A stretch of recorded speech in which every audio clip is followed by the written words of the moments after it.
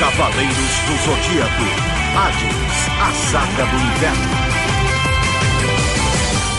Bom dia, Infamous, boa tarde, boa noite ou boa madrugada. Tudo bom com vocês? Aqui é o Roberto Gomes, né? Mais uma vez vindo até vocês para falar de Cavaleiros do Zodíaco. Agora, né, vamos falar um pouco da Saga do Inferno. E cara, como não podia faltar, aqui do meu lado, Matheus Freire. E aí, Matheus, animado? Pô, Roberto, bom dia, boa tarde, boa noite pra todo mundo. Boa madrugada. Boa madrugada pra quem tá aí, né, do outro lado. É uma honra, né, voltar aqui de novo, falar desse anime, né, e dessa saga que, como já tinha dito, né, no episódio anterior, me marcou demais. E é sempre um prazer, né, falar sobre Cavaleiros do Zodíaco. Que anime fantástico, não? Que obra fantástica, né? Ela é incrível, eu gosto bastante. Sim, quem não gosta? Quem não gosta, né? Galera, muito obrigado pelo feedback de vocês do vídeo anterior. Eu sei que ficou um pouco grande, né? Mas a gente fez com bastante amor, bastante carinho, pesquisamos bastante, né? Então, por isso, né, ficou um vídeo bom e a gente gostou muito do feedback. Eu gostaria que vocês continuassem divulgando, gostaria que eu estivesse comentando, dando novas ideias pra gente, né? Para que a gente possa crescer, né, como um grupo, como os Infames, né, e até ajudar aqui no projeto, né. Nós 4, né, agradecemos muito, eu, Matheus, José, Amanda, e vamos continuar aí nessa luta, nessa jornada, e acompanhar os nossos cavaleiros favoritos indo salvar a Athena mais uma vez, né. Então, bora lá, vamos começar esse episódio do podcast.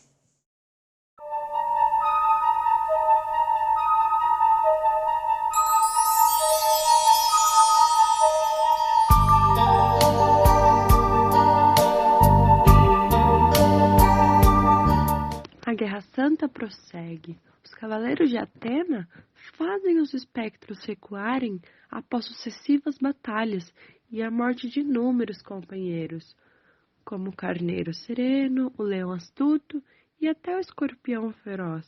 Os santos sobreviventes partem para o inferno, lar do inimigo, para matar Hades, o imperador do inferno, e ajudar Athena, que cometeu em suicídio uma tentativa de ir ao submundo a encerrar de uma vez por todas a Guerra Santa. O que aguarda nossos heróis nas terras desoladas e desesperançosas do inferno? Quem é muito observador percebe que é uma mudança até que significativa da Saga do Inferno para a Saga do Santuário, né? Até em questão até de paleta de cores, eu acho, né? Ritmo, né? Enquanto que a Saga do Santuário ela é mais sombria, e não que essa também não seja, né? A Saga do Santuário tem mais tons escuros, né? Roxo, azul escuro, vermelho do sangue.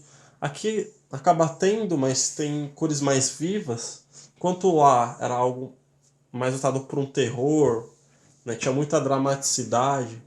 Aqui o drama continua, porém aqui tem mais batalhas, aqui parece mais um anime shonen. É mais corrido, as coisas acontecem mais rápido, até mesmo o gráfico, né?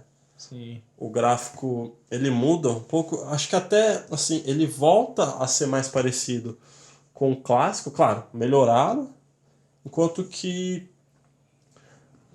a Saga do Santuário era algo assim com um gráfico mais acima, mas parecendo uma coisa mais cinematográfica. E aqui os golpes, né, e principalmente as imagens, elas são mais estáticas. Isso se deve também porque a Saga de Hades e a Saga do Inferno, elas têm uma diferença, né, de mais ou menos 3 anos entre uma e outra, né. A Saga do Santuário foi uma saga que eles eles investiram mais por ser algo novo, né? Porém, após o término da saga, o Masami Kurumada ele rompe com a Toei, eles têm divergências, então o pessoal fica meio abalado, não sabe se volta ou não, né, para terminar a Saga do Inferno e a Saga do Elísio. Porém, eles acabam reatando e trazendo a Saga do Inferno. O que eu acho que a Toei tava meio com o pé atrás. Porque eles já tinham brigado com o Masami Kurumada uma vez, lá nos anos 90, por isso não produziu a série. E aqui eles voltam a brigar de novo, né?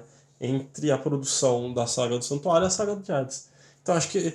Eu imagino os investidores chegando lá, falando, não, vamos colocar menos dinheiro aqui, né? Porque a gente não sabe se vai produzir tudo, né? Porque qualquer coisa, Cavaleiro do Zodíaco é famoso, Sim. né? Vai vender, mas a gente não precisa vender tanto assim e a gente tem um lucro maior, né? Então eles fazem isso no Inferno, né? E isso se mantém no Elísios. E acho que eles fazem até hoje, porque o gráfico vai ficando cada vez mais bosta. Já seja dita. Cara, ficando cada vez pior mesmo. É. Quem teve a coragem de assistir Sente Achou sabe, né? Como o gráfico é horrível, né? Muito Culpa ruim. até a Toei Anime. Pelo amor de Deus, alguém compra os direitos de Cavaleiro do Zodíaco da Toei. Né? Porque Soul of Gold e Sente Achou, misericórdia. O gráfico é horrível. Sim. Em compensação, o The Lost Canvas é legal. Mas a Toei Canvas é outro estúdio, É né? outro estúdio, né? E tem aquela também, né? A Dos Toei impediu o outro estúdio de terminar Cavaleiro do Zodíaco. Sendo que a história... Não, porque, assim, a história é um pouco melhor, na minha opinião, claro. Opa. E os gráficos, né, são bem mais bonitos, né? Do que essa, né? São bem mais realistas. Do Cavaleiro do Zodíaco é bem cartunesco. Sim. Então, Você vê estúdios diferentes, né? Características diferentes, cada um puxa mais de um lado, um desenho, né, de um jeito. sim, sim. Tem uns que agradam a uns, né? Agrada a outros.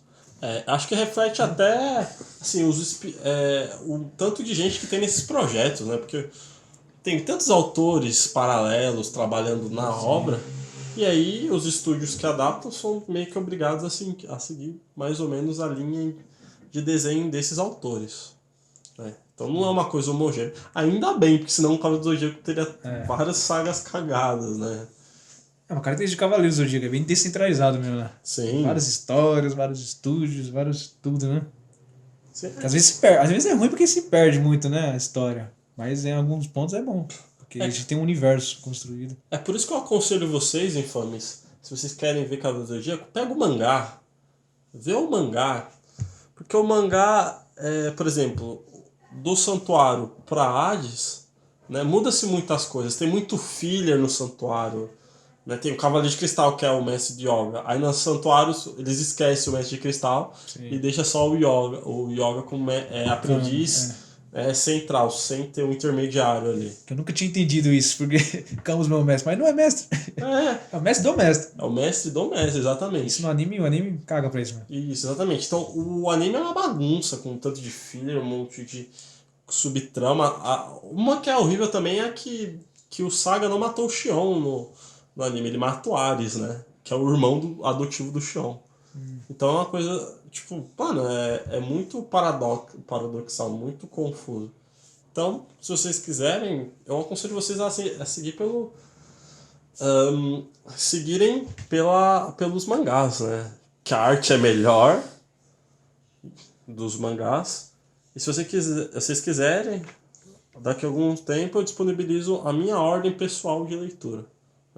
Você vê que se assistir, você vai se surpreender com o gráfico de que é de 80, outro gráfico de 2000, que é bom, e depois tem outro gráfico de 2010, que é horrível, né? Diferença, né? Então, quem é fã sofre um pouco, né?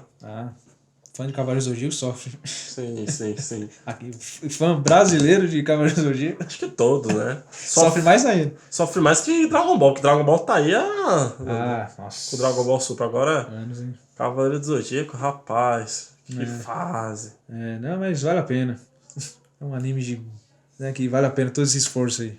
Sim, vale a pena, né? Cavaleiro do Zodíaco é Cavaleiro do Zodíaco.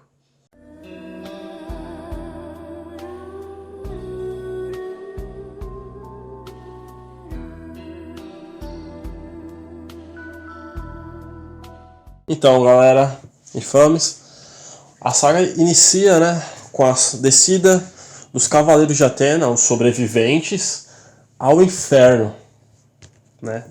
Um lugarzinho bem agradável, dicas de passagem, no coração do território inimigo, para fazer uma tarefa até que fácil, né, bem entre aspas assim, que é salvar Atena e destruir Hades, né, de boa. café com leite, né, Matheus? Sim. E a gente entra, né? A gente começa acompanhando primeiramente Seiya e o Shun, né? A gente vai focar primeiramente neles, né? Eles são nossos personagens principais, até nesse episódio do podcast. Então eles descem até o inferno, que é o inferno da mitologia grega, né? Ele tem bastante influência de uma obra que é a Divina Comédia, né? Do escritor Dante Alighieri, que é uma obra muito difundida e que influenciou várias pessoas em quadros, histórias, jogos também, né? Quem nunca jogou Dantes Inferno, né? Então, assim, é um lugar inóspito e ele é subdividido. Ele é dividido em 8 prisões, 3 vales, 10 fossos, 4 esferas e 4 rios, né? É meio que um universo paralelo, né? E ele é governado pelo Imperador Hades e ele é usado para punir aqueles que já morreram, né? Ou seja, cada prisão, cada vale, fosso ou esfera serve para punir tipos diferentes de pecadores. Então, conforme for passando, a gente vai estar explicando certinho qual é a função de cada localidade, né? Que os nossos cavaleiros vão ter que passar, adentrar e enfrentar os espectros, os guardiões, para poder chegar a Hades e encontrar Atena. É importante ressaltar que o inferno, né, ele é dividido em 4 regiões, né, principais, que é o Campos Elíseos, né, que é onde vão as almas dos santos, dos guerreiros, dos deuses e dos heróis. O Tártaro, que é a parte abissal, a parte mais profunda do inferno, onde estão presos os titãs, selados por Zeus, e também aqueles que foram os piores pecadores em vida, né? Temos também o Campos de Asfodelos, que é um lugar que vagam as almas daqueles que não foram nem bons nem ruins, né? Eles vagam, né? Não tem uma punição, mas eles também vagam sem rumo, perdidos, né? E claro, tem o inferno em si, onde tem as localidades que eu citei anteriormente, na onde a maioria dos mortos, os pecadores, eles são castigados, né? E é nessa parte, né, nessa região do inferno, em que os nossos cavaleiros vão percorrer. Então a gente tem o Shun e o Seiya, que acabam se trombando, né, no inferno. Até agora a gente não vê o Yoga, não vê o Shiryu, tão pouco o Mestre Ancião. Então a gente vai ver o Shun e o Seiya rumando até o rio Aqueronte. É importante que antes tenha a entrada, o portal, que diz para que todos aqueles que entrarem percam as esperanças. Pois ali não é um lugar de esperanças, né? É um lugar de desespero, que as pessoas vêm para sofrer, né, pelos seus pecados. E é meio triste até, né? Se isso for verdade, né? Eu, o Matheus e muita gente aí tá ferrado, né? A gente tem que rever nossos conceitos aí. Mas esse portal em si ele é tirado diretamente, né, da Divina Comédia, né? Então é interessante, né? E ela influencia bastante na obra em si, no livro. E aí os cavaleiros eles adentram e eles encontram um enorme rio, que é um dos 4 rios principais do inferno, o rio Aqueronte. Assim, é bom até falar, né, Roberto? Antes deles chegarem no rio, né, o Shun e o Seiya meio que fazem um pacto, né? De nunca perder a esperança, né? É verdade. Nunca perder a esperança. Mesmo que tenha essa frase, assim, e que seja um lugar sem esperança, para 2 cavaleiros de Atena não tem essa, não. Né? Eles vão conseguir salvar Atena, né? Até porque eles são os cavaleiros da esperança, né, da justiça. Sim. Então, um dos cavaleiros da esperança perder a esperança, isso é meio, né, contraditório. Contraditório, exatamente.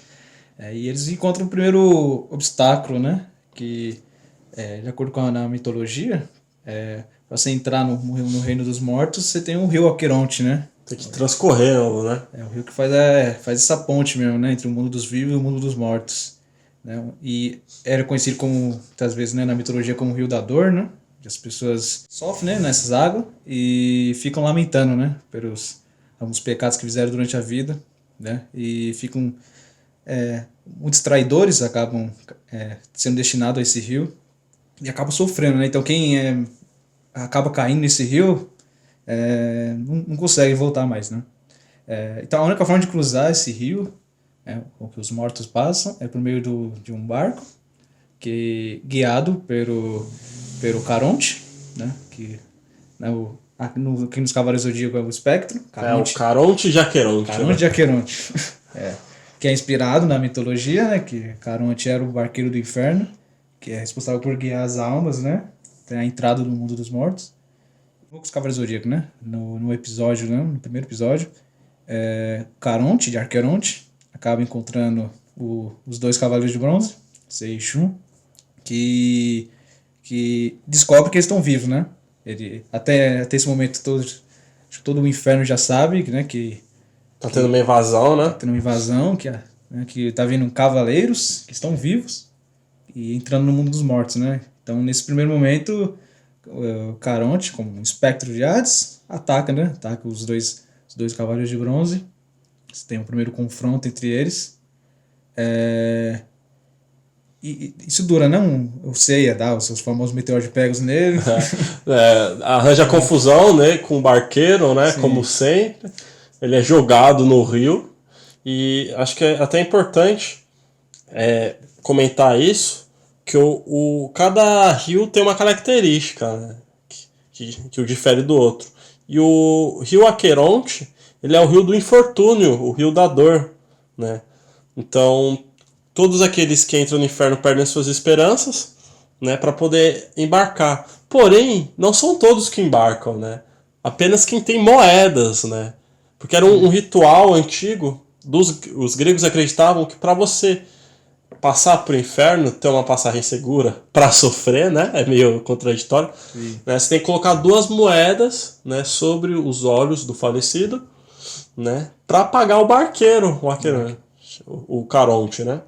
Então, quem não tem essas moedas, né, quem tem esse destino amaldiçoado, fica percorrendo sem rumo à margem do Aqueronte, né? E isso era para eles uma grande maldição, né? Ficar sem entregar as moedas pro barqueiro. Tanto que o Shun e o Sei, eles não têm as moedas, né? E aí o Shun tem a brilhante ideia de dar o colar da mãe dele pro Espectro, né? Que é um colar que vale muito para ele, né?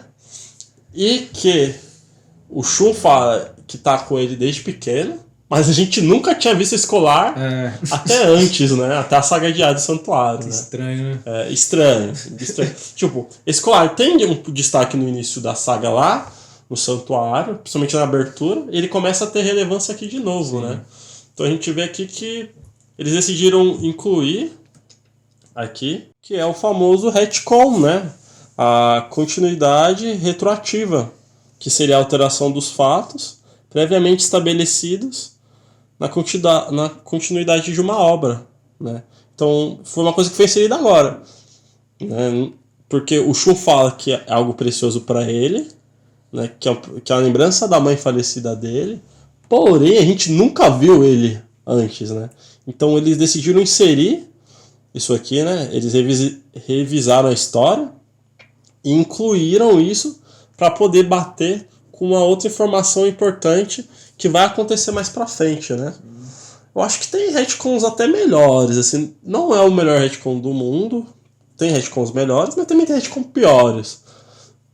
Mas como esse amuleto ele tem uma importância muito grande pra história, a gente até perdoa, né, esse retcon, né? Então a gente finge a famosa demência, né? Finge demência e vida que segue. Sim. Mas o que importa nesse momento é que o colar vale muito, né? E era suficiente. E, na verdade, o Caronte aceita mais ou menos, né? Fica meio injuriado ele, né? Não era o que eu queria, mas ok. Aí ele aceita, né? Que os dois passem, atravessam o rio. Só que Caronte é baixo, né? O nível dele. No momento, o Seiya, né? Fica provocando ele. E ele, como já era claro, né? Ele trai os Cavaleiros de Bronze. acaba derrubando o Seiya no rio Aqueronte, no rio onde que ninguém consegue escapar, né? Sim. Até então, eles só conseguem escapar graças à corrente de Andrômeda, né? Shun acaba salvando o Seiya, né, com sua correntinha, e é covardemente atacado, né? A gente vê lá que é covardemente atacado pelo Caronte, pelas costas dele, derrubou o Caronte no rio, né? Aí Seiya consegue voltar pro barco, a gente pode ver. Só que tem um porém, né? Como que eles iriam passar pelo rio sem o Caronte, né? o Caronte? É porque não dá, né? O único que conhece realmente o fluxo do rio, né? É o Caronte, é o barqueiro, né? Então eles ficam num dilema, né? Salvar o Caronte ou não. O espectro que traiu já eles, né? E o Shun acaba convencendo o Seiya, né? Que é a trazer ele de volta pro barco. O Seiya devolve o remo pra ele. E como já era De praxe. o Caronte trai de novo. Aí o Seiya é jogado novamente. O Seiya... Não, nessa saga o Seiya é feito de gato e sapato. Como Mas todas as outras, né? Mas aqui... todo anime, né? Ele sempre cai. Mas sempre se levanta. Isso é o poder do protagonismo. Isso é legal. Protagonismo. Tem gente que não gosta muito disso. Santo protagonismo. Mas é assim que rolam as obras shonen, né? Mas fazer o quê, né? Mas eles conseguem, o Seiya é levado pra longe, o Caronte então ataca novamente o Shun, aí você tem um embate entre os dois, né? O Caronte vê, o Shun defende, né, o ataque do Caronte com sua corrente, só que ele hesita, né? Em um momento lá, o Caronte acaba hesitando, ele acaba orando pros olhos do Shun, aí tem um momento até meigo. O Caronte falou que nunca viu, né? Os olhos tão puros assim. Tão né? bonitos, né? Bonitos, cheio de. Porque a gente tá falando do inferno lá, né? Sim. Só passam gente que. Naquele rio, né? Só passa muitas pessoas que foram assassinos durante a vida, né? Foram traidores. Pessoas que têm ódio, né? Nos olhos. E ele nunca tinha visto alguém, né? Como aquele orar. Então mostra que o Shun, ele realmente é diferente de todos os outros, né? De todos os outros cavaleiros, porque ele tem uma pureza mesmo, que às vezes acaba sendo ruim, né? Sendo ruim. A bondade dele. É dito, né? O próprio autor, Masami Kurumada, fala que o Shun é o mais poderoso entre os Cavaleiros de Bronze. O que acontece é que o Shun não quer utilizar todo o poder dele pra matar as pessoas. Ao contrário do Ikki, que já vai com tudo. Então muitas pessoas acham que o Ikki é o mais forte, quando na verdade é o Shun que é o mais forte, né? E a gente pode trazer depois, argumentar, né? Mas, por exemplo, como o Shun é poderoso? O Shun foi o único cavaleiro de bronze na saga das 12 casas que conseguiu derrotar, né, de verdade um cavaleiro de ouro, né? De verdade. A gente vai analisar isso nos próximos vídeos, podem até cobrar a gente.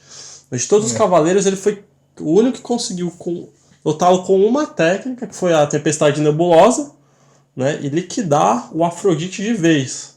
Então o Shun não é pouca coisa, né? E o Shun é o detentor do maior cosmo entre eles. É dito isso na saga clássica, né? Até o mestre dele se espanta com o tamanho poder que ele tem dentro de você, mas que ele não usa como o Matheus citou, porque ele é puro. Muito puro. Que acaba sendo importante depois lá, né? Essa bondade dele acaba...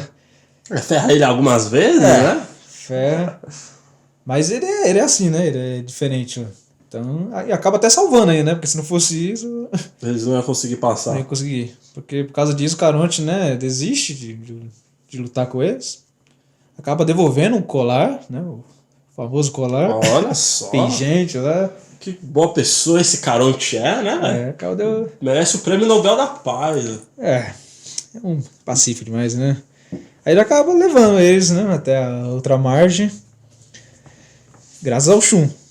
Só que mesmo assim, aí não sei o porquê, que ele podia, né, tá bom, atravessou os dois, né, tem de embora. Verdade, quer ver quem mija mais longe, né? Vamos falar a verdade, né?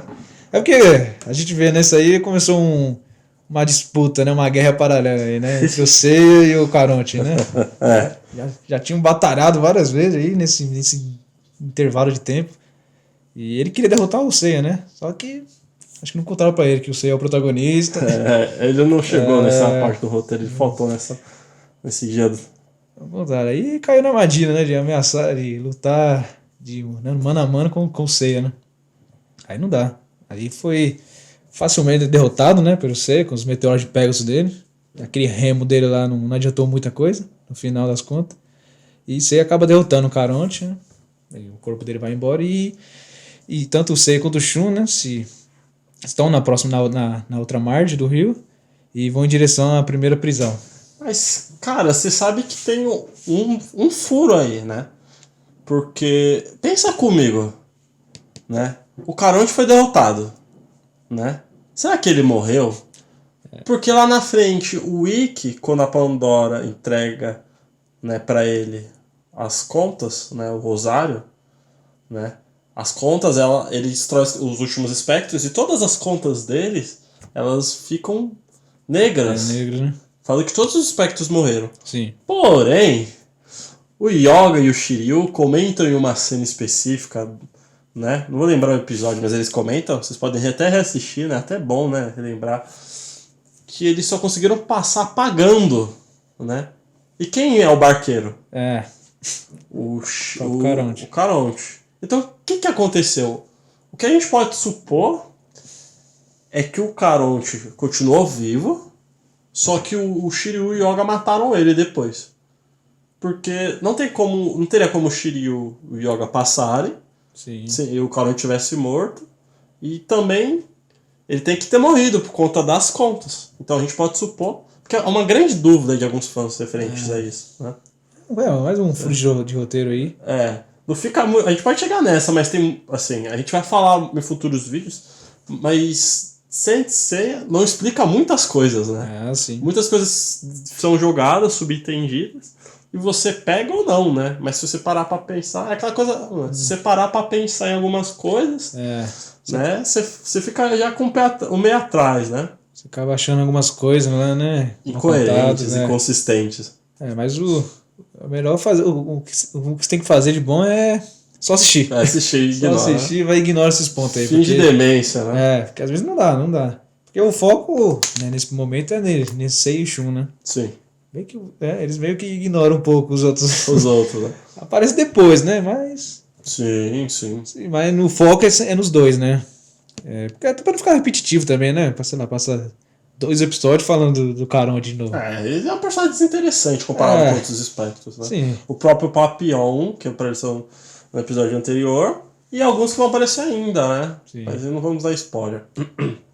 Então, o Shun e o Yoga... O Shun e o Yoga é bom, né? O Shun e o Seiya, eles continuam, né, até a primeira prisão. E a primeira prisão, ela é chamada de a Casa do Julgamento. Porque é lá que são julgadas as almas, né? Lá que elas são separadas como se fosse um rebanho e enviadas para outros locais do inferno de acordo com seus pecados, né? Então é uma coisa mitológica. Geralmente quem está nesse Tribunal dos Mortos é o Radamantes, o Aiacos e o Minos, os 3 juízes do inferno. Para a sorte dos nossos protagonistas, eles estão de folga hoje, né? E aí quem tá lá é o nosso excelentíssimo espectro Lune de Balrog, que barra os dois e pergunta os crimes deles. Porém, os dois estão vivos, né? Então eles não têm os crimes deles escritos no livro da vida, né? Então é dito que o Lune, ele tá substituindo o Minos, né? Ele é discípulo do Minos. E ele pergunta pro Seiya e pro Shun quais são os pecados dele, mesmo sabendo que eles estão vivos, né? Porque eles são invasores, eles precisam acabar com ele, né? Então a gente vê um ato do Lune, que é eliminar um soldado dele simplesmente porque ele falou mais alto, o que já demonstra a crueldade enorme. Ele é até meio hipócrita, né? Porque ele quer dar uma lição de moral no Seiya e no Shun. Hipocrisia total. Hipocrisia total. Só porque eles têm vários pecados, já mataram insetos, mataram pessoas. É revelado que os pecados do ser é matar inseto.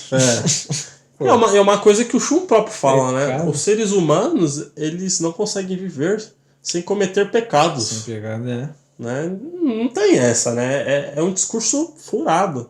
Só pra angariar rebanho, né? Pra levar o pessoal... Porque todo mundo peca, né? E principalmente eles que são defensores. Eles vão lutar pela paz e a justiça da Terra. É isso que define o ser humano como ser humano. Exatamente. Se até os deuses pecam. Então, os deuses pecam não estão sendo punidos, né? Porque cara. os homens têm que ser punidos. Mostra que o Lune é hipócrita, né? Ele é hipócrita. É um espectro que não sei como é juízo lá, né? Mas enfim. Totalmente parcial, né? Então. Tá nem aí, né? Então acaba julgando lá uns pecados nada a ver e acaba levando os, né? Guiando ceia lá até pro rio lá da dor, né? O rio de O fogo, Rio de Fogo, exatamente. né? Que na mitologia grega é o rio Flagetonte lá, né? É o rio das chamas que vão os piores, né? Que vão aqueles que utilizaram da fúria pra cometer pecados, né? Foram violentos demais. Cometeram atrocidades durante a vida, né? E o Seiya não... Calma aí, né? Ele sempre lutou pela justiça, né? Porque é complicado, né? Você lutar pelo amor e pela justiça e ser julgado por isso, né? Por fazer o bem pras pessoas. Contraditório, no mínimo, né? Hipocrisia total, né? E isso é levantado pelo Shun e posteriormente pela Athena no final, né? Da saga. O Shun acaba questionando, né? Também isso. Só que depois ele meio que aceita, né? Porque o Shun acaba salvando o Seiya, né? Utilizando o poder da corrente, que atravessa dimensões também, né? Mostra o poder dessa corrente, hein? Mas não, ele tem um dos melhores golpes, assim, né? O design do poder dele é incrível. A gente vai falar em outros episódios. Atravessa galáxias, essa corrente. Fantástico, né? Ele acaba salvando o Seiya, né? Só que Lune acaba julgando o Shun também, né? Que o Shun acaba aceitando, né, os pecados dele. Mesmo ele sendo mais puro, né? O que é paradoxal também, né? Porque ele, por ele ser bonzinho assim, ele reconhece que pecou, né? Mas não foi, né? Só um adendo, né? É que antes disso, o Lune, quando olha, né, o rosto do Shun, ele se espanta, né? E vê as semelhanças que ele tem com o Imperador. Imperador Hades, né? Que ele até acha estranho. Fala, cara, muito parecido. Só que depois ele acaba achando, não deve ser nada, né? Inclusive a Pandora acha também no episódio anterior, né? Quando ela vai descendo as escadas, ela fala, nossa, aquele cavaleiro parecia muito com o Imperador Hades, né? Então já é cantada a bola, já vão tendo algumas pistas, alguma coisa. Não é uma coisa que tipo, tá sendo trabalhado. Que nem a verdadeira lealdade dos cavaleiros no episódio passado, né? Do Saga Camus e Shura. Pena que quando eu assisti pela primeira vez eu era inocente e não tinha pego nenhum desses pontos aí. Mas tava na cara, né? Hoje se a gente vê, é explícito isso, né? Escancarado, né? Mas o Lune acha que não é nada demais, né? E acaba fazendo um julgamento dele, né? O julgamento honesto dele, que acaba destruindo o corpo dele. É só eu. Sim. A punição dele, destruir o corpo do... Mas eu vou falar pra você, cara. O Shu, eu gosto muito do Shu, mas o Shu também se entrega por qualquer coisa, né? Misericórdia. O cara tá precisando proteger a Terra, né? Tem que lutar. O exército já tá se esvaindo. E ele se entrega. E tipo, se entregando, não morre só ele, morre o Seiya também. Seiya também. Ele não pensou nisso. Né? Então, tipo, são mais duas baixas importantes, né? Sim. Ele simplesmente se entrega. E não é a primeira vez que ele vai se entregar. Né? Sempre se entrega, né? Então, isso me deixa um pouco nervoso, né? Tipo, muita gente aí deve ter ficado bravo nesse momento. Porque se é um cavaleiro de Atenas, você tem que lutar. Você não pode desistir assim. Uma coisa que depois, se não me engano, o Canon fala pra ele, né? Dá uma bronca nele. Como assim, cara? Você tem que vir e tem que lutar, não pode desistir assim, né? Porque ele abaixou a cabeça pra um espectro que não tem moral nenhuma também. É um espectro de Hades também, né? Vamos lembrar que... ele vai querer puxar a sardinha pra ele, né? Pra ele. Você vai se confessar pro inimigo lá. Não. Aí isso falhou, né? Mas, enfim, né? O corpo dele acaba sendo destroçado, né? Só que... é revelado depois, né? Que o Lune acaba ouvindo uma voz diabólica lá, Tenebrosa, né? Tenebrosa. Não quero ver essa vez da meia-noite, não, mano. Quando também não. soltar a geladeira aí. Misericórdia. Cara, uma voz, que isso? Ele sabe, né, que é a voz do imperador dele, né? E a cabeça dele, ele tinha matado o Hades, né? O corpo dele, do corpo de Hades. Como assim você destruiu meu corpo, meu chato? Você tá louco? Vai achar meu corpo, senão você tá demitido. Vai montar meu corpo, como se fosse um Lego. E o Lume, né? Já dá aquele cagaço, né? Já fecha tudo ali, já, né? É isso que você deu um café na roupa do seu chefe. Então, tipo, o Lune, ele passa dessa figura imponente, aquele juiz que joga todo mundo. Sim. E ele desce uns degraus, né? Ele fica totalmente desesperado, quer ajudar de todo mundo. Meu Deus, destruiu o corpo do meu imperador. Tira a roupa de juiz e parte pro Vale da Ventania pra tentar achar, né? As partes do corpo dele, né? Montar o corpo dele. Ele até encontra a cabeça, né? Do Shun, né? Que é Hades. Ele fica desesperado, né? Encontrou a cabeça, ele faz encontrar as outras partes. Só que aí nesse momento é engraçado, né? Que aparece o Radamantes. Sim, sim. Né? Aí ele fala, pô, eu tô aqui com essa cabeça, né? Radamantes, mas que cabeça? Isso aí não tá vendo que é o elmo?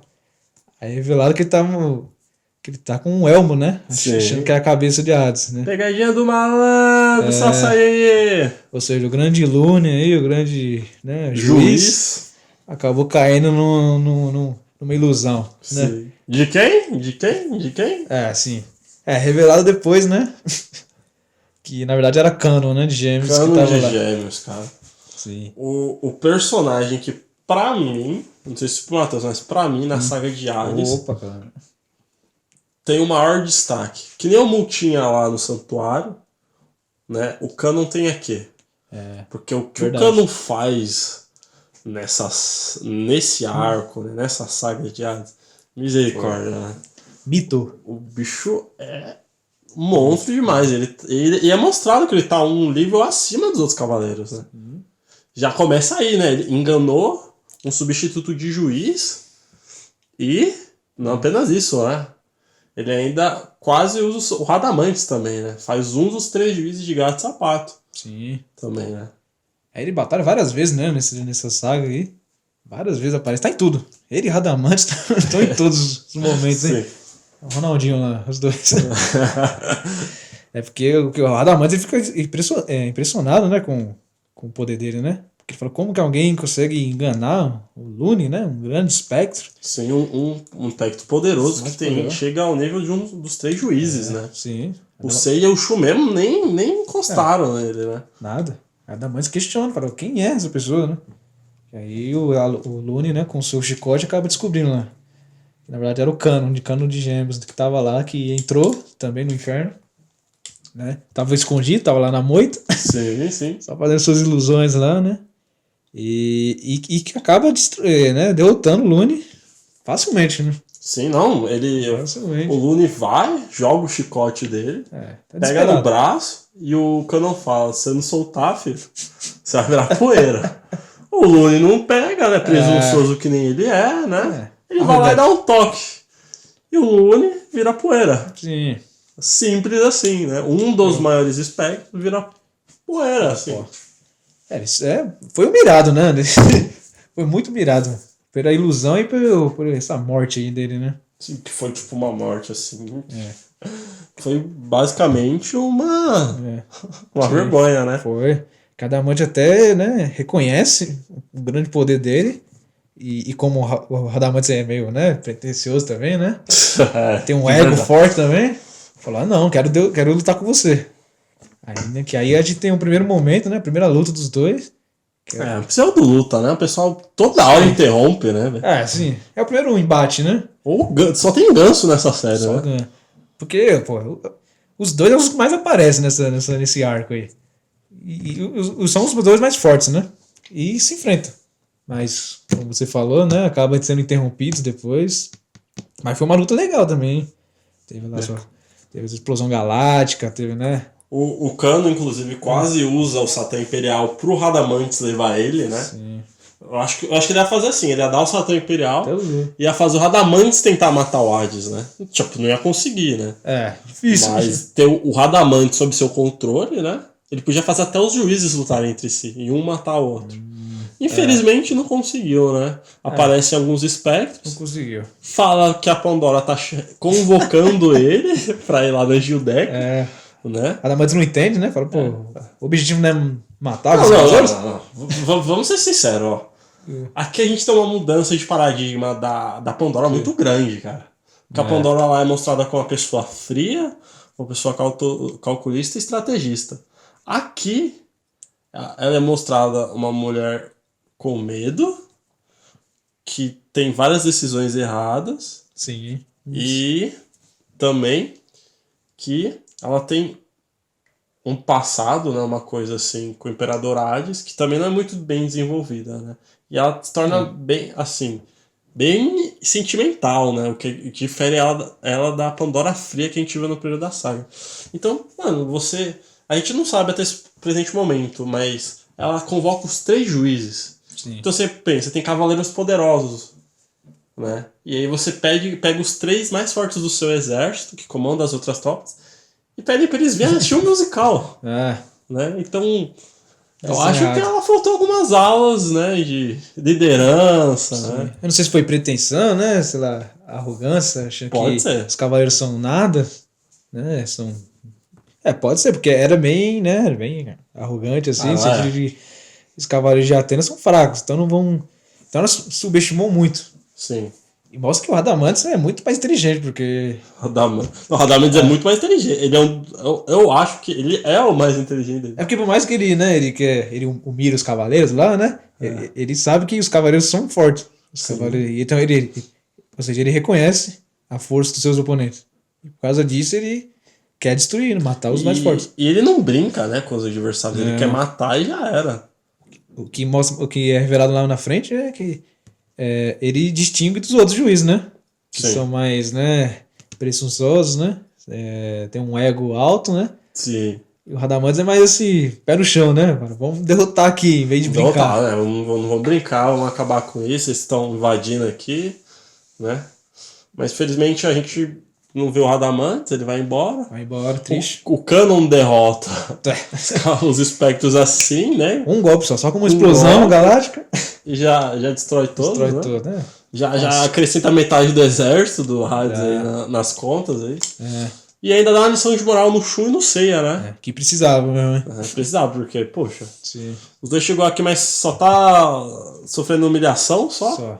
por enquanto, né? Então o Seiya e o Shun prosseguem, né? Enquanto o Canon tem a batalha dele. Sim. E depois, eventualmente, o Canon encontra o Yoga e o Shiryu e eles partem também para a segunda prisão. Só pra, né, fechar esse assunto, mostra o Canon, né, a importância dele como um mentor, né? Que ele até então, né? É o único Cavaleiro de Ouro que tava lá, né? O Doku, ninguém sabe onde o Doku tava. Tem o Shaka e o Doku, mas eles não mostram muito. Então, o Shaka e o Doku, onde eles estão? Ninguém sabe ainda. Então, cabe ao Canon ser esse papel de mentor, né? De o pai levando as crianças pra brincar. Porque, pô, não dá pra duvidar, né? Pô, tem que ir com força. Não dá pra você ficar dando trela pro inimigo desistindo da batalha, né? Que é novidade pros Cavaleiros de Bronze também. Sim. Eu acho que até assim, 2 pontos interessantes, né, antes de encerrar a primeira prisão, é que o Lune, ele é Lune de Balrog. E Balrog é uma criatura que vem diretamente do Senhor dos Anéis, né? Da mitologia Tolkien. Então a gente vê aqui, mais uma vez, o Kurumada se inspirando, né, numa criatura que é poderosíssima desse universo para construir os espectros, né? Certo. Como ele já fez, por exemplo, com Lime e com Papillon. Né? Várias vezes. Então acho interessante a gente trazer essa referência assim. E falar também do Vale da Ventania Negra, que ele é um inferno que ele penaliza aqueles que eram apegados, né? Aqueles que tinham muita luxúria. E essas pessoas que caem, né, os pecadores, elas são levadas para lá e para cá pelos ventos em furacões e elas ficam assim eternamente. Nossa. Né? Então é uma punição muito boa, né? Agora, encerrado, eles rumam para a segunda prisão. Certo. Chegando na segunda prisão, né, que a gente vê que é a tumba do faraó, né? É uma coisa um pouco mais voltada para a mitologia egípcia, né? E aqui caem aqueles que são os pecadores, os gulosos, que são golpeados por chuvas contínuas de granizo, mergulhados em fezes, olha que coisa boa! Sim. E eles ainda servem de alimento para o Cérbero, né? O cão guardião do inferno, né? O Cérbero, ele, na mitologia grega, ele é o cão de 3 cabeças, né? Como ele é descrito. Algumas versões falam que ele tem uma cauda, né? Que seriam serpentes cuspidores de fogo. E é importante ressaltar, é uma curiosidade, ele não guarda a entrada, que nem eu falei, né? Me equivoquei, ele guarda a saída. Então ele é descrito como um cachorro dócil, um guardião dócil, para quem tá entrando. Mas quem tenta sair, feroz. ele vira feroz, como se fosse um demônio. Entendeu? Então o papel é impedir que as almas dos mortos saiam do inferno. Então é por isso que quase ninguém conseguiu sair. É dito que na mitologia grega, os únicos que conseguiram foram Hércules, nos seus 12 trabalhos, onde ele tinha que capturar o próprio Cérbero e levá-lo, né? Ele inclusive pede permissão para Hades para fazer isso. Porque não é assim pegar o cão dos outros também, né? A gente tem aquele apego emocional, né? Mesmo que ele seja um cão demoníaco de 3 cabeças, que tem uma serpente que cospe fogo. Ulisses, né? Vai também na Odisseia para conseguir conversar com Aquiles, que já tinha morrido na Guerra de Troia. A Psique e um outro personagem muito interessante chamado Orfeu, né? Esses foram os 4 únicos seres que conseguiram transpor Cérbero, cada um da sua maneira, né? O Hércules com a força, o Ulisses com a astúcia, a Psique com um bolo de farinha e mel, né? Mas tá valendo, né? Conseguiu. Quem não resiste a um bolo de farinha e mel? É gostoso, né? Vamos falar a verdade, né? Mas esse cão, ele é o principal guardião e um dos elementos principais da mitologia grega quando a gente fala do inferno. Então, o Shun e o Seiya chegam lá, encontram o Cérbero comendo os cadáveres. O Cérbero, inclusive, tenta comê-los, né? Quase come o Seiya. Porém, o Seiya é cuspido de volta porque ele não tá morto, né? A carne é ruim. A carne é boa, de segunda, né? Pô? Não é filé mignon, né? Pô? Ele tá acostumado com filé mignon. Então, eis que surge o espectro guardião, que é o faraó de Esfinge, né? Que, claro, não vai permitir que os nossos heróis passem e aplica neles a balança da maldição para arrancar os corações dele. Então é importante porque o faraó, né, ele é muito ligado, como a gente citou, à mitologia egípcia, ao mito de Anubis. Anubis, para quem não sabe, é o deus dos mortos e dos moribundos, né? Na mitologia egípcia. Ele guiava e conduzia as almas dos mortos ao submundo. É mais ou menos o papel do Aqueronte, né? Do Aqueronte não, perdão, do Caronte. Isso. Ele era o protetor dos corpos, né, dos mortos, né? E o protetor do embalsamento, né? Da mumificação deles. Então, na mitologia egípcia, o Anubis era aquela pessoa também que julgava se a pessoa... Você viu, né? Ele é 2 em 1. Né? Ele guia e ele julga os mortos. Então o que ele faz? Ele utiliza a balança da verdade dele, né? Ele coloca uma pena e arranca o seu coração. Se a pena ela se elevar e o coração... Quer dizer, se a pena ela abaixar e o coração se elevar, significa que você é inocente e que você pode transcorrer, né, para... né, um descanso eterno e merecido sem punições. Agora, se seu coração pesa mais que a pena, significa que você é um pecador que merece sofrer. Então, quando você é um pecador, né, que o seu coração abaixa na balança, o seu coração ele é dado para ser comido por um ser chamado Amit, né? Corrijam se eu estiver pronunciando rápido, que é um ser muito lindo, metade leão, hipopótamo e crocodilo, que come o seu coração e assim acaba a sua existência, né? Olha que lindo. Coisa linda, hein? Coisa maravilhosa, né? Mas é interessante a gente traça esses paralelos como cada cultura vê a morte, né? E aqui o Kurumada traz mais essa referência, né, que é muito linda, muito simbólica, que acaba vindo no golpe a balança da maldição do faraó, né? Que faz o coração do Seiya pulsar para fora. Porém, né, o poder do protagonismo aparece aqui de novo, e eis que aparece uma surpresa, né?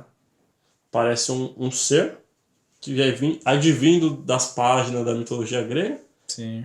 que é Orfeu, que aqui é o Orfeu de Lira, um cavaleiro de prata, né, que desapareceu do santuário há muitos anos e que tem um poder próximo ou até mais elevado que o dos Cavaleiros de Ouro. Que ninguém sabia, né, qual era o paradeiro dele, que ele desapareceu. Ninguém do santuário sabia onde ele estava, achava que ele estava morto. E ele aparece, né? Aparece atacando 2 cavaleiros de Atena, né?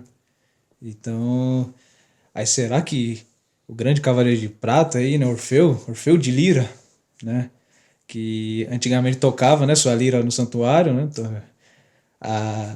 agradava lá os grandes mestres, todos aqueles que estavam em volta, né, no santuário. Os Cavaleiros de Ouro, Os né? Cavaleiros de Ouro, porque fala que a lira dele é um dos sons mais bonitos, né, toda a Grécia, né. E dá a entender que ele toca pro mestre Xion, né?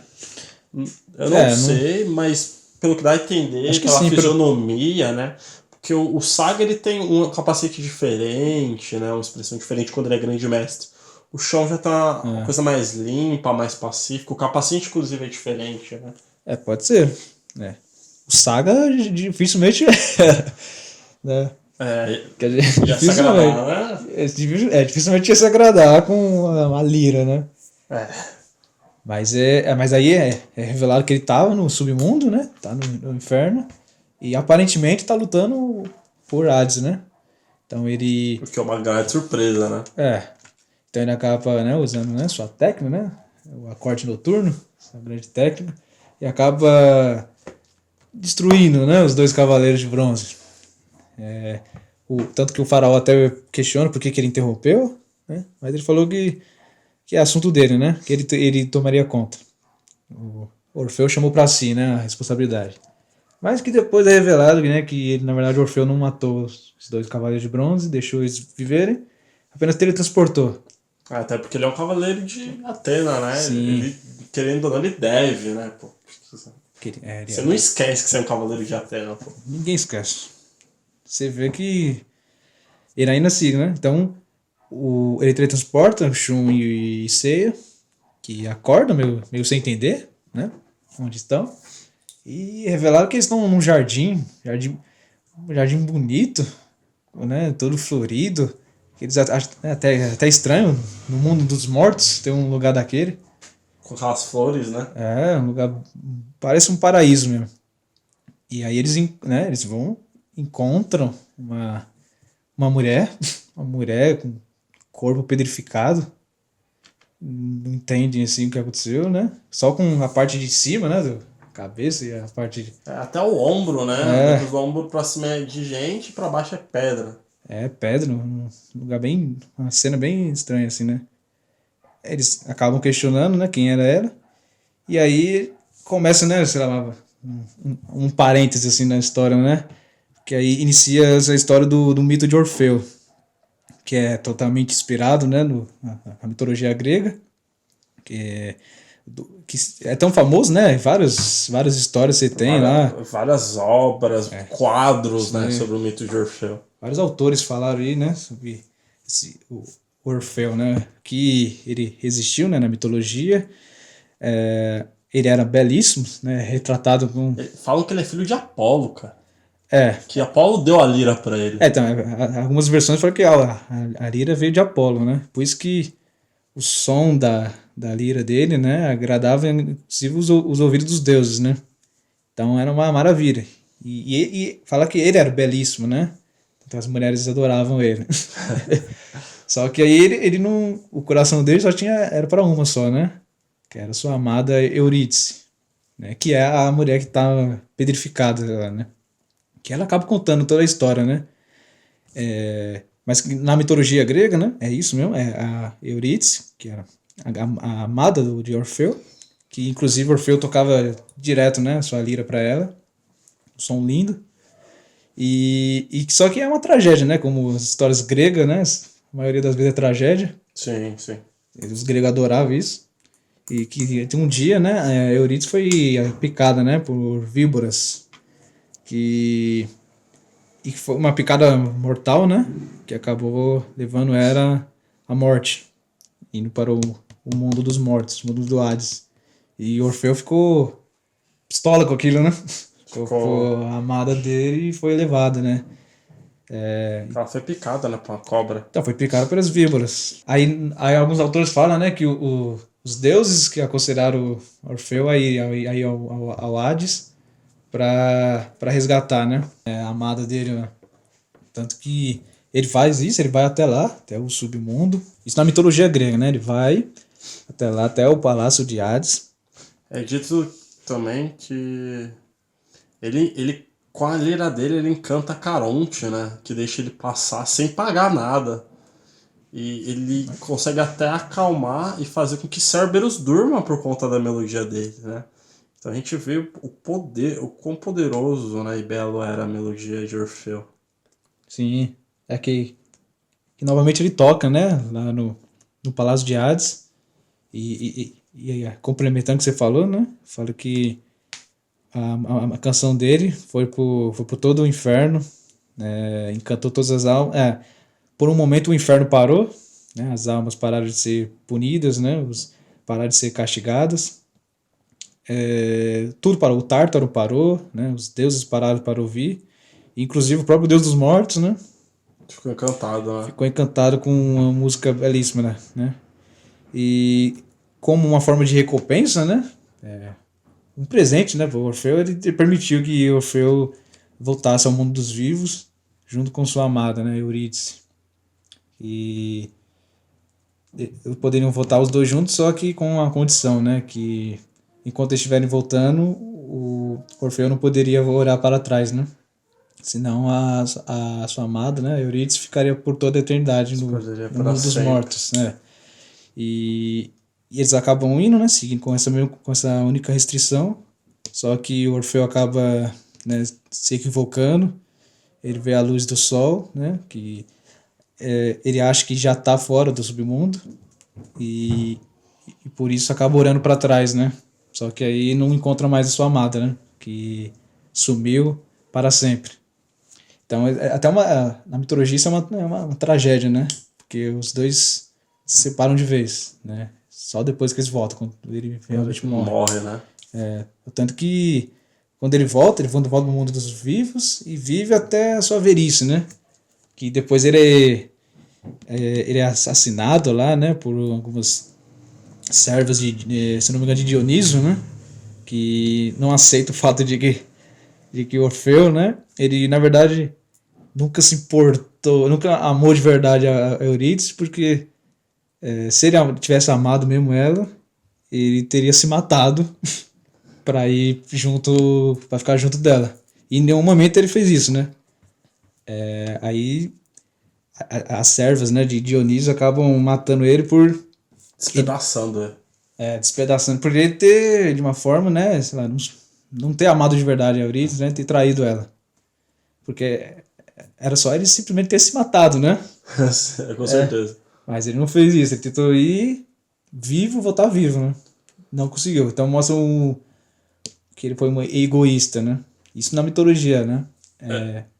É engraçado, porque assim, o mito de Orfeu, ele é muito presente, né, na cultura, né, atual. E tem várias versões dessa história, né? Ele, inclusive, ele aparece no conto de Jasão os Argonautas, como um argonauta, né? É dito que ele, com a sua melodia suave, consegue impedir as sereias, né?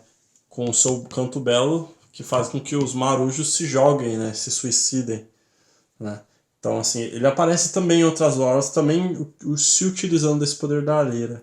Uma versão que eu acho que também é bastante interessante do mito de Orfeu, desse finalzinho, é que Orfeu morre também despedaçado pelas dionisíacas, né, as servas de Dioniso, porque elas o amavam por conta da sua melodia, porém, também ele só amava Eurídice.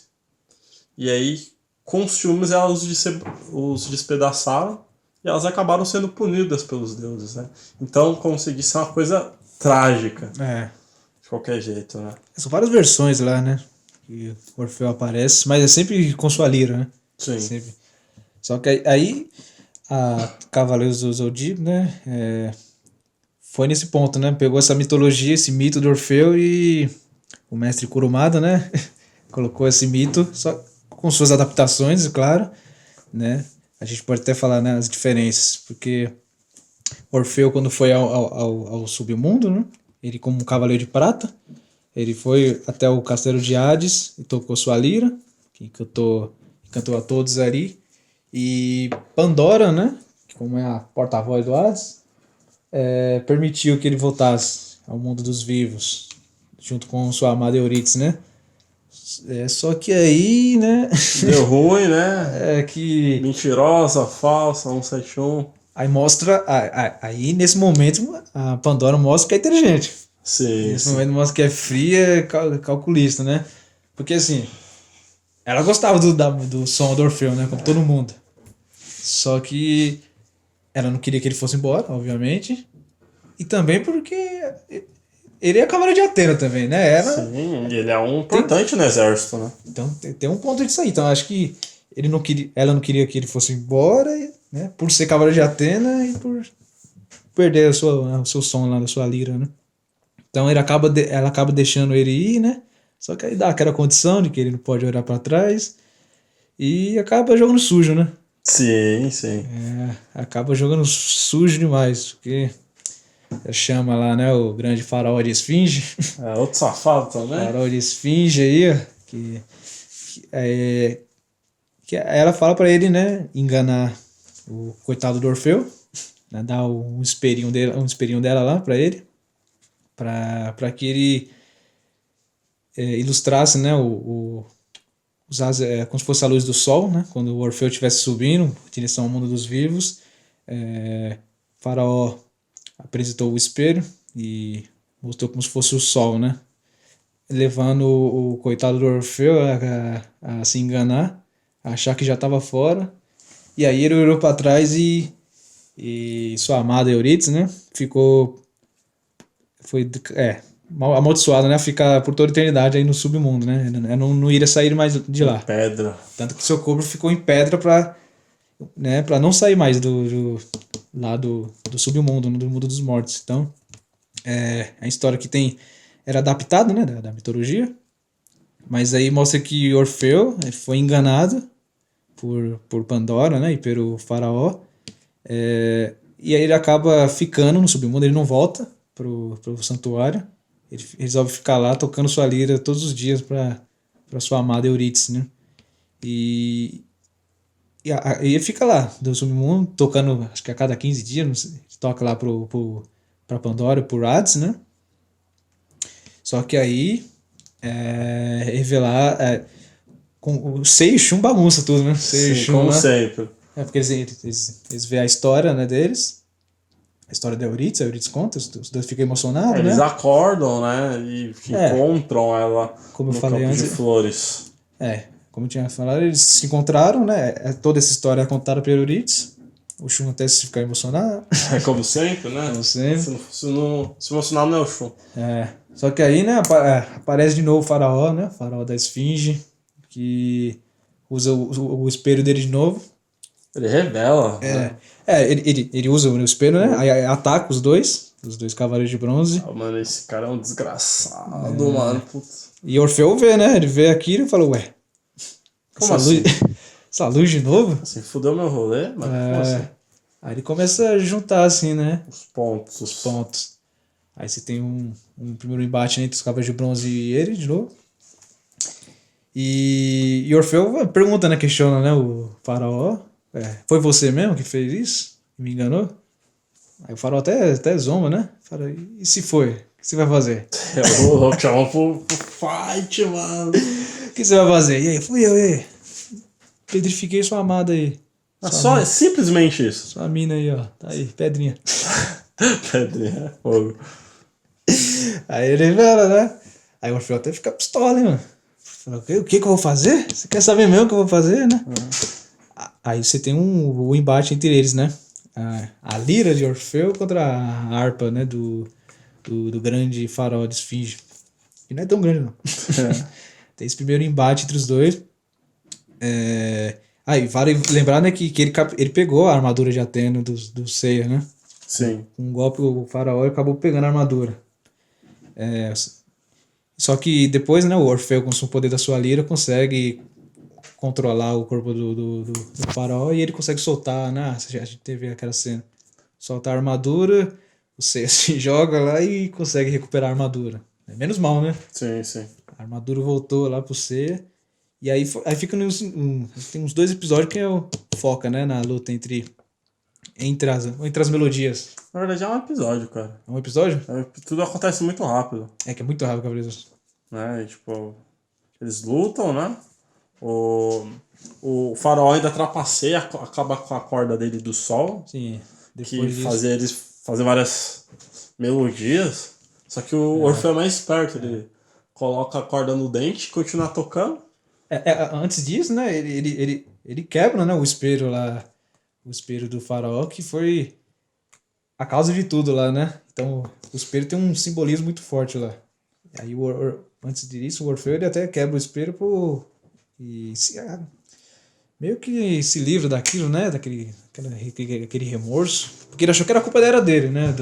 O Orfeu sempre achou que a culpa foi dele. Mas na verdade não, ele foi trapaceado. Então. Esse farol foi falso com ele. Então foi bem de simbolismo. Falso. Aí ele luta, mesmo que sem a corda sol, que acaba colocando lá na boca, lá, né? E acaba usando o seu acorde noturno. E depois de uma grande luta, assim, né? De melodias, né? Luta de melodias. Acaba derrotando, destruindo, né? O corpo dele do faraó. Aí, liquidando o guardião. Chega a ser engraçado. Porque se você analisar, o Shun não faz nada. Até agora eles não fizeram nada. Eles só apanharam e eles foram salvos por outras pessoas. Sim. Não sei se isso é pra mostrar o quão forte, né, são os espectros, né? O Lune e o faraó. Porque eu sei e o Shun faz praticamente nada. Já teriam morrido já, né? Se fosse. Também talvez seja pra mostrar a importância e o poder do Orfeu.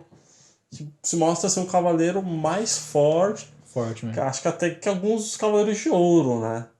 E ele aparecendo ali como um cavaleiro de prata imponente, que toca a sua melodia, né? Tipo, isso traz uma coisa nova, né? É um outro plot twist na história, né?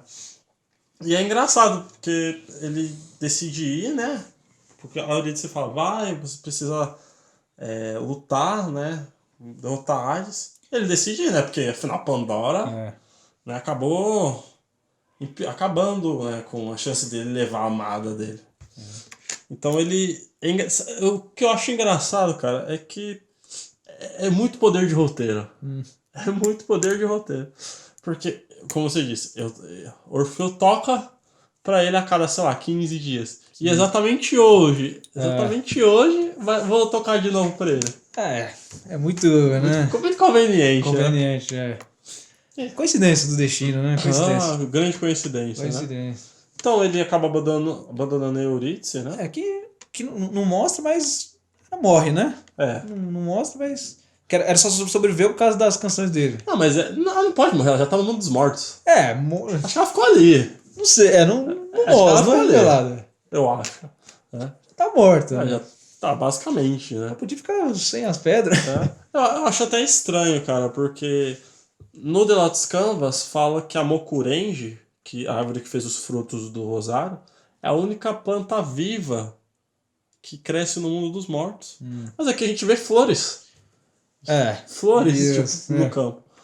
Será isso um grande furo de roteiro, Matheus? O que você acha, cara? Mais um. O que você acha? Porque é estranho, no mínimo, né? Não me espanta, não. Alguns vão argumentar que o Orfeu plantou, que o Orfeu fez, mas é dito lá você não consegue plantar no mundo dos mortos, exatamente. Né? Então é estranho, né? Eu sempre me perguntei, se alguém, inclusive, de vocês souber, coloca nos comentários ou manda no nosso e-mail pra gente debater e tá trazendo depois aqui no episódio dos Elísios. Porque eu acho muito estranho, né? Fora essa conveniência de roteiro que é muito grande. Né? Então, assim, isso porque é só o Seiya e o Shun. As aventuras dele, a gente ainda vai ver dos outros cavaleiros. Mas outra coincidência muito grande é que o Orfeu conhece o atalho que liga a segunda prisão até a Judeca. Né? Ele conhece porque, como ele vai toda vez tocar lá, né? Mas é coincidência, é muito grande. Né? Tipo, você pular várias prisões. Né? Sim. Só ele sabe, aparentemente, só ele sabe. Sim. Os juízes também devem saber. Sim, com certeza, né? Com certeza. Eles são os líderes, eles comandam as tropas. Mas por ele tocar lá direto, ele tem esse acesso VIP, né? Acesso VIP. E é legal, eles pegam, né? E eles vão direto pra Judeca. Então aqui a gente tem, acho que uma subversão do modus operandi, porque até então era aquela coisa tipo 12 casas, né? Eles vão, passam pelos lugares, derrotam os guardiões e chegam no objetivo. Aqui não, eles trapaceiam, eles pulam todas as prisões e já chega lá para pegar Hades. Eu acho que a ideia não mostra, mas a ideia é do Orfeu, de ele esconder o Shun e o Seiya num baú e encher de flores. O que também, se você parar pra pensar, é estranho, porque o baú não é tão grande assim, pra caber os dois. Não é. E mesmo que fosse, eu acho, posso estar errado, acho que até tô errado. O Orfeu, será que conseguia carregar os dois dentro? Carregando... pelo inferno até lá. Tem que pensar isso, Imagina a cena, ele carregando um carrinho. Cala a boca, vocês dois aí. Fica aí. Cala a boca. E os outros olhando e falando, não, tá normal. Tá normal, tá tranquilo. Pode seguir. Só não tem nada aqui, é só um raio de flores aqui. Super normal ter flores aqui no mundo. Descarrega aí.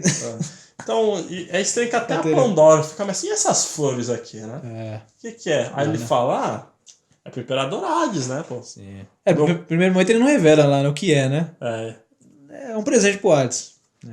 E aí, tipo, ele é meu patrocinador aqui, então eu vou dar essas flores pra ele, porque eu não sei o que ele vai fazer com as flores, nunca entendi essa coisa de dar flores pras pessoas, porque depois as flores morrem, dá um chocolate, tipo, alguma outra coisa. Não sei qual é o gosto do Hades, hein? Não sei se ele gosta de flores, né? Não gosto. Mas vale a tentativa, né? E aí, ele vai começar a cantar, e a Pandora, não, pera um minutinho, que a gente tem convidados especiais, que são quem? Os juízes estão lá, né? Os 3 juízes do inferno. Os juízes que, né, nesse momento, eles nunca aparecem, né? Eles nunca estão no dia em que o Orfeu tá tocando. Aí nesse dia eles estão. Nesse dia aqui, eles estão. Chega aí, vamos ouvir uma harpa. Até porque tá tendo uma invasão, mas tudo bem, né? Não, tranquilo, invasão é de boa. Tipo assim, vocês são os 3 mais fortes, mas vocês vão ficar aqui comigo. Sim. O que importa é ouvir aqui, ó. A harpa, né? A lira dele. Eu acho que ela faz até isso pra meio que manipular eles, cara, porque ela tem que manter a imagem de que tem Hades ali, né? Então eu acho que ela fica um pouco assim com ele. Tipo, vou tentar acalmar, muito entre aspas, o Imperador Hades, trazendo os 3 juízes, porque ela tenta, pelo menos passa pra nós, que Hades ainda não sabe da invasão. O cara é governante do mundo dos mortos, mas não sabe da invasão. E aí ele... Tem outro ponto aí também, né? Porque será que Hades estava lá mesmo? Não tava, cara, mas ela tem que fazer o papel, né? Então, Ela tem que fazer o papel de porta-voz, né? E aí ela senta lá, né? O juiz senta e ele começa a cantar, né? Ele toca a serenata da viagem do tempo, né? Serenata da viagem... Não sei se é do tempo, mas de alguma coisa aí. Quem saber, comenta aí. Comenta aí, cara. A gente não consegue lembrar de tudo, muita informação. Mas antes disso, né, tem até que a Pandora desconfia, né? Do Orfeu, né? Faz sentido, né? Eu desconfiaria também. Flores, do nada, assim. Do nada, nunca trouxe, mas hoje que os caras invadiu aqui, no quintal, você traz flores. Tanto que ela pega lá, né, o tridente dela lá, né? E começa a perfurar lá, achando que tinha alguém. Tinha, né? Tem alguém lá, mas Não dá nada, né? Não pegou o ponto vital nem nada. Nossa, não, era bem dada lá, né? As pincadas lá. Com gosto, né? É. Morre desgraçado. E pega de raspão, né? Muito mas conveniente, né? Não, e isso é engraçado, porque ela dá em todos os lugares, né? É, Não só dá uma ferida só. tem erro. Mas errou. Errou. E os dois são dois adultos, né? Corpo grande lá, como que não pega. Não, é engraçado, se eu não me engano, você tem 16, 17 anos. O Shun tem 15 anos, 16 anos. Essas idades aí, né? É. Não parece, mas é, né? Acho que é o que menos importa dessas Sim. idades. Aí vários animes da idade não importa. Tá? Criança lutando lá. Ah, pô, Avatar. O Aang lá, ele tem 10 anos. É. Mas tudo bem, né? A gente releva. É. Tudo pelo bem do anime, pelo bem da... Vou nem citar Naruto lá. Não cita não, que senão vai Que ficar aí. feio. O que mais tem? Criança órfã lutando, mas beleza. Então, beleza, né? Fazendo missão perigosa. Então ele chega e o Orfeu começa a tocar a lira. Todo mundo aparentemente parece no sono. E o Orfeu até fala, né? Que eles vão acordar daqui tantos dias e vai parecer que eles estavam ouvindo. Então, tipo, você vê que o poder do Orfeu é muito grande, né? Uma poderosa essa técnica. É poderoso demais. Acaba o Cavaleiro de Ouro, grande mestre, né? Não sei se teria feito contra a Hades, né? A gente nunca descobriu. Não sei. E aí, o Orfeu, todo pimpa, pô, a Hades tá aqui na minha frente, né? É. Até a gente tá na expectativa, né? Nunca viu a Hades, falei, é agora. E a presença dele tá lá em cima. Imponente presença. E aí ele utiliza o golpe, rasga as cortinas, pega na silhueta do Hades, só que ela explode como se fosse um balão, né? A silhueta dele. E tipo, o Orfeu fica, acho que feliz, né? Meio assim. Só que a felicidade acaba, né? A felicidade de pobre dura pouco. Sim. Ele foi, o Radamantes, né? Acho que não dormiu, não. Parece que não dormiu. Ele não tem ouvidos né, refinados para essa música. Eu não sei como ele tá, colocou a mão no ouvido. Não quero ouvir. Não, mas aí. Ele não precisa ouvir, tava precisando de outra coisa. Ele não aceitou, né? Aquela música lá. Ele ficou, sabia da traição. Ele imaginou que ia, né? Que o Orfeu ia fazer aquilo e atacou o Orfeu, né? Um golpe lá. É bom que até antes, né? Antes dele matar o Hades. Matar o Hades, né? Entre aspas, assim. Muitas aspas. Né? Porque até então o Sei e Shun já tinha saído já lá, né? Sim. Do baú. E eles olham pro Hades e o Shun vê, né? Que na verdade é ele. Sim. Ele fala, pera aí. O cara tem o mesmo cabelo que eu, mesmo colar, mesmo tudo. Aí antes tem até um momento assim, né? Fala, pô, é o Shun? O que é aquilo? Aí parece que é uma ilusão, né? A gente identifica, parece muito o Shun quando. Tipo, é rapidinho assim, mas se você parar, você pausar, você vê, pô, é o Shun de outro cabelo. Sim, você fala, é ele. Aí o Orfeu mata ele, né? Eu imagino que quem assiste pela primeira vez, né, mano? Fica meio confuso, né? Por favor, é isso? Morreu? Acabou a saga? Então. Morreu assim, nem tem nem sangue. Né? Aí, na verdade, lá... Então, o Radamantes também acha que matou, né? O Radamantes fica pistola pra caramba, hein? Ataca o Orfeu bonito, hein? Ataca... Já... Dá um golpe no coração dele, no coração, Naquele ponto, o Orfeu já sabia que não ia viver muito. Já. Viver muito. Um golpe daquele. Que é tanto que o Orfeu, né... sacrifica, né?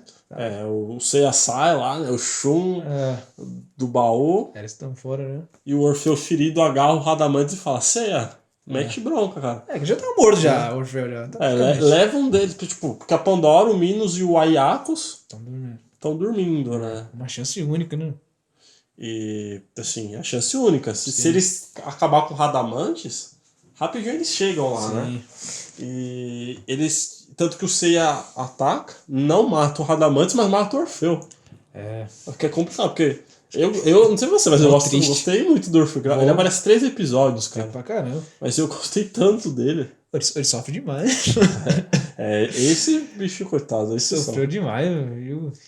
Eu particularmente, eu me emocionei bastante na história dele lá, hein? Do mito de Orfeu. Eu senti também quando ele morreu. É muito triste. Né? Eu senti mais dele do que do Aldebaran, vou ser sincero.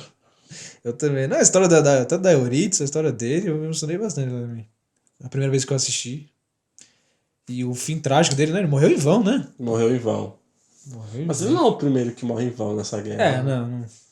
E é mais uma baixa pro exército de Atena. E fica quem? Fica o Radamantes, o Seiya e o Shun. Sim. E aí o Seiya todo preocupado que o Radamantes não morria, né? Tem hacker antes. Não, o Radamantes não é o protagonista da série, não faz nada, não acontece nada com ele. Nada. Leva golpe à torta e à direita dos negros e não, tá ali. Sim. E você fala pro Shun, e Shun, o que a gente vai fazer pra derrotar ele aí? E aí tem, assim, acho que pra todos nós, Sim. o maior plot twist da saga, né? Nem da... Acho que de todas as histórias... Do anime, eu né? me arrisco a dizer. É o maior plot twist de todos. Porque apesar de ter cantado a bola, geralmente vai. Shun é Hades. Sim. Né? E ele muda muito o tom da voz, o cabelo dele fica em vinho. Não, o Radamantes quando vai atacar, né? Você, né? Do nada aparece a voz dele lá, né? Sim. Essa voz imponente aí. Pare, Radamantes, eu não gosto de conflitos, né? Eu não gosto disso. Aqui logo no santuário dele, na casa dele. Na Judeca, né? Na Judeca. Uma voz imponente, ríspida, né? Sim. Que aí o Radamantes hesita um pouco e falou, não, o que é isso? Não pode ser, ele só tá imitando só. Dessa tem uma imitação. Mas aí depois o Shun, Hades, né? Hades, né? Vamos tirar o Shun, o Hades, ele reforça. Você vai me desobedecer? Você não ouviu eu dizer, né? Não sei o quê. Aí o Radamantes já fica, não, calma aí. Tipo, a postura é igual, eu acho legal. a magnificência, a majestade, vários adjetivos lá. Aí, não é possível. Esse é o Imperador Hades. Né? Aí acho que ele vai e fala assim pra levar o Seiya até jogá-lo no Cocytus, né? Que também o Seiya também já tá nos últimos também. O Shun, né? O Seiya, né? Ele ouve aquilo. Radamantes falando que Radamantes reconhece que realmente é Hades, né? Aí o Seiya não entende, fala, como assim? Shun é Hades? Não. Aí ele até fala, o Shun, você é Shun de Andrômeda, Cavaleiro de Atena, né?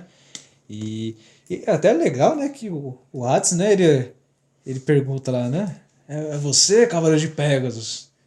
Né? Tipo, é como se ele já tivesse visto, né? O Cavaleiro de Pégasus em algum momento, né? Sim. Não fica claro assim, mas lá pra frente revela, né? Que ele fala, é você, Pégasus. Então, o Seiya não acredita nisso, nesse primeiro momento. Só que aí, Radamantes dá um golpe final, né, nele. E aí é mostrar que ele vai, né? Ele leva ele até a prisão de gelo, né? A prisão dos traidores. Cocytus, onde vai aqueles que desafiaram um deus, né? Os deuses. E assim, a gente encerra aqui a nossa segunda parte sobre Cavaleiros do Zodíaco, né? Saga do Inferno.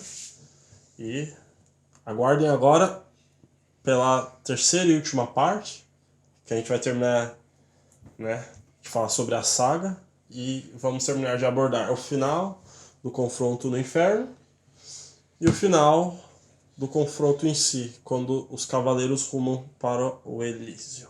Sim. Por favor, nos acompanhem aí para saber das próximas atualizações, né? E a gente encerra por aqui mais uma parte sobre Cavaleiros do Zodíaco, a saga de Hades.